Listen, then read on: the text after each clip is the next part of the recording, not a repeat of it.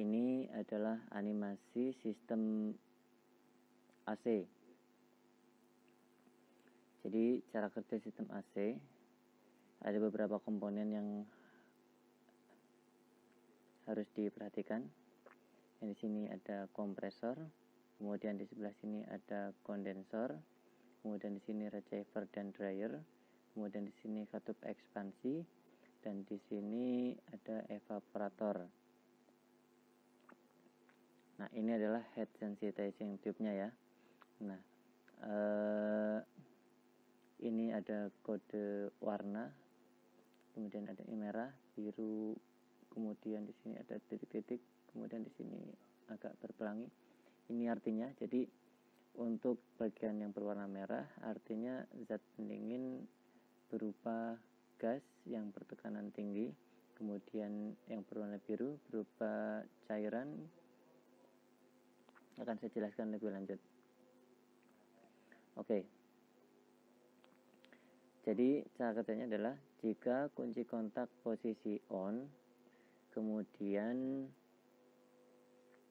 switch AC dinyalakan, maka magnetic switch pada kompresor di sini akan aktif sehingga kompresor bisa bekerja. Nah, ketika kompresor bekerja, maka akan memberikan tekanan pada cairan refrigeran atau gas refrigeran sehingga cairannya akan bersirkulasi. Oke, gas atau gas refrigeran dari kompresor masih berupa gas akan dikompresikan sehingga tekanannya berubah menjadi tinggi. Nah, jadi setelah keluar dari kompresor di sini, dia berupa gas tekanan tinggi dan bersuhu tinggi. Kemudian dari kompresor akan dialirkan menuju kondensor. Nah, di kondensor ini, gas bertekanan tinggi dan bersuhu tinggi akan diturunkan suhunya. Nah, maka pada proses ini atau pada posisi ini akan terjadi perubahan fase yang disebut dengan kondensasi. Nah, gas refrigeran yang tadinya berupa gas bertekanan tinggi dan bersuhu tinggi karena sudah mengalami penurunan suhu sehingga terjadi kondensasi, terjadi perubahan fasa dari yang tadinya berupa gas menjadi cair. Nah, akan tapi cairan di sini meskipun ini warnanya biru tidak menunjukkan bahwa suhunya turun ya. Bukan suhunya dingin ya.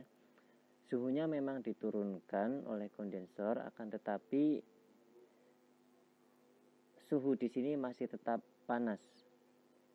Jadi sampai katup ekspansi di sini suhunya akan masih tetap panas. Nah, sampai di sini tadi berubah menjadi cairan bertekanan tinggi dan bersuhu tinggi. Nah, kemudian dialirkan ke dryer atau receiver dryer di sini. Nah, pada receiver dryer di sini gas refrigeran yang tadi sudah berubah menjadi cair kan di sini meskipun sudah cair tapi belum cair sempurna ya. Jadi masih ada jadi masih campur-campur embun begitu. Belum cair sempurna. Nah, pada receiver dryer di sini akan disaring dari uap-uap air, kemudian di sini kan ada zat silika, kemudian ada filter, disaring dari kotoran yang mungkin terbawa, kemudian dari uap-uap air.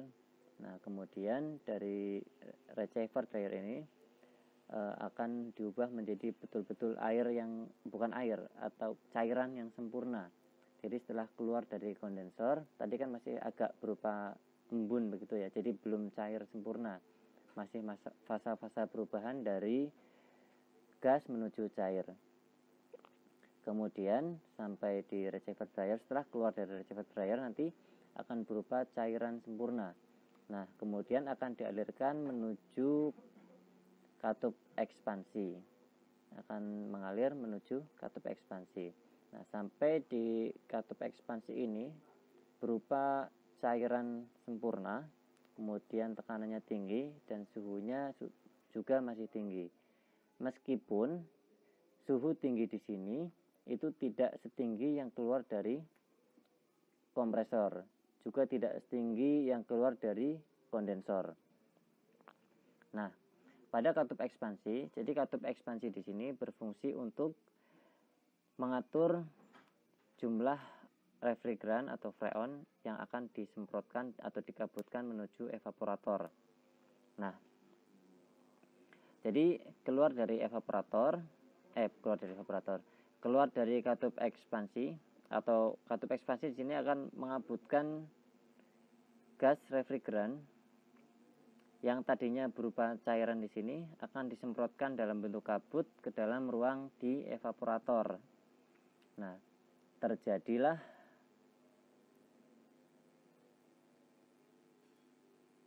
ekspansi atau perluasan volume. Nah, karena volumenya membesar dari tadinya kecil ya. Nah, mengakibatkan tekanannya turun. Nah, dari di sini tadi tekanannya tinggi, kemudian setelah keluar dari katup ekspansi tekanannya turun.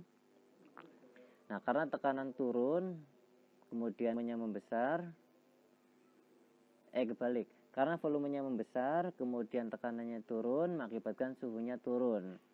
Nah, karena suhunya turun, maka suhu yang turun tadi akan dimanfaatkan. Nanti di sini ada sebuah komponen namanya blower. Nah, suhu yang dingin di sini, nah atau suhu rendah pada cairan refrigeran yang ada pada evaporator di sini akan menyerap panas pada udara di sekitar evaporator. Menyerap panas pada udara di sekitar evaporator. Sehingga udara di sekitar evaporator menjadi dingin. Nah, karena menyerap panas dari udara di sekitar evaporator, maka gas refrigeran yang tadinya berupa embun atau kabut, kemudian mengalami proses perubahan fasa yang disebut dengan evaporasi. Tadinya berupa kabut, sekarang karena menyerap panas dari udara di sekitar evaporator akan berubah menjadi gas. Nah, gas ini akan dialirkan kembali menuju kompresor. Jadi begitu terus cara kerjanya, selalu bersirkulasi, muter begitu menjadi sebuah siklus. Inilah siklus kerja refrigeran pada sistem AC. Nah, siapa yang mengatur kerja katup ekspansi? Nah, yang mengatur kerja katup ekspansi adalah ini, di bagian atasnya ada komponen yang namanya heat sensitizing tube. Nah, di dalam sini ada sebuah cairan, biasanya berupa air raksa atau lilin ya, atau wax, yang dia sensitif terhadap panas. Dia dihubungkan dengan